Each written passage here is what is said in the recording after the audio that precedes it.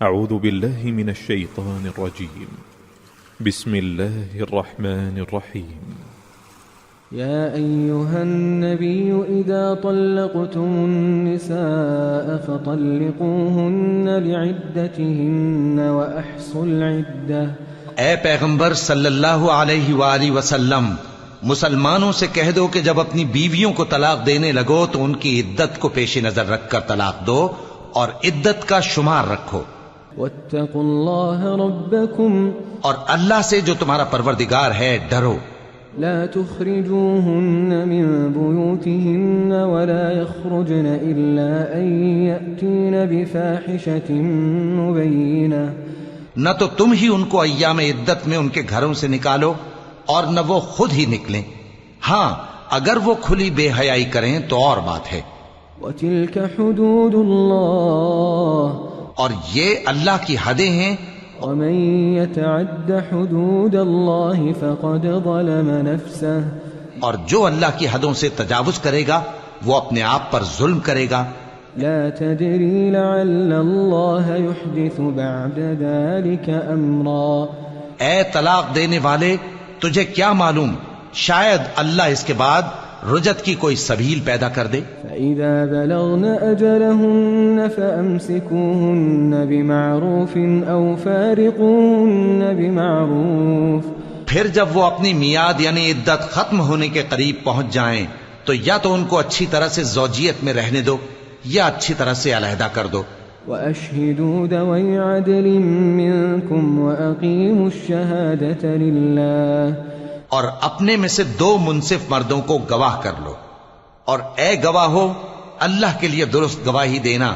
ذلكم يوعظ به من كان يؤمن بالله واليوم الآخر۔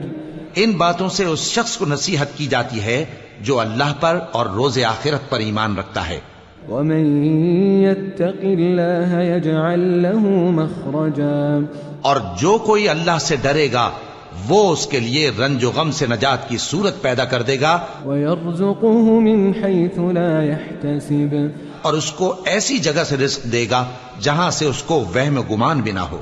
ومن يتوكل على الله فهو حسبه، اور جو اللہ پر بھروسہ رکھے گا تو وہ اس کے لیے کافی ہوگا۔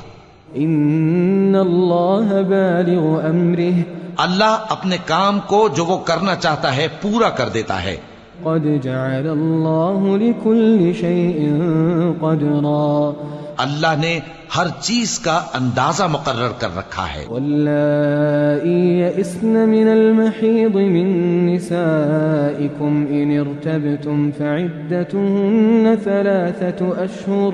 اور تمہاری طلاق والی بیویاں جو حیض سے نا امید ہو چکی ہوں، اگر تم کو ان کی عدت کے بارے میں شبہ ہو تو ان کی عدت 3 مہینے ہے۔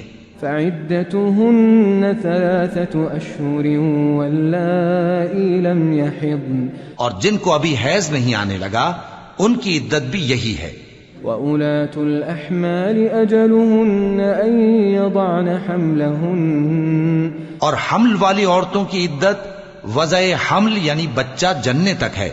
ومن يتق الله يجعل له من أمره يسرا، اور جو اللہ سے ڈرے گا اللہ اس کے کام میں سہولت پیدا کر دے گا۔ ذلك أمر الله أنزله إليكم، یہ اللہ کا حکم ہے جو اس نے تم پر نازل کیا ہے۔ ومن يتق الله يكفر عنه سيئاته ويعظم له أجرا، اور جو اللہ سے ڈرے گا وہ اس سے اس کے گناہ دور کر دے گا اور اسے اجر عظیم بخشے گا۔ اسكنوهن من حيث سكنتم من وجدكم ولا تضاروهن لتضيقوا عليهن، طلاق والی عورتوں کو ایام عدت میں اپنی حیثیت کے مطابق وہیں رکھو جہاں خود رہتے ہو، اور ان کو تنگ کرنے کے لیے تکلیف نہ دو۔ وَإِن كُنَّ أُولَاتِ حَمْلٍ فَأَنفِقُوا عَلَيْهِنَّ حَتَّى يَضَعْنَ حَمْلَهُنَّ، اور اگر وہ حمل سے ہوں تو بچہ پیدا ہونے تک ان کا خرچ دیتے رہو۔ فَإِنْ أَرْضَعْنَ لَكُمْ فَآتُوهُنَّ أُجُورَهُنَّ وَأْتَمِرُوا بَيْنَكُمْ بِمَعْرُوفٍ، پھر اگر وہ بچے کو تمہارے کہنے سے دودھ پلائیں تو ان کو ان کی اجرت دے دو، اور بچے کے بارے میں پسندیدہ طریق سے موافقت رکھو۔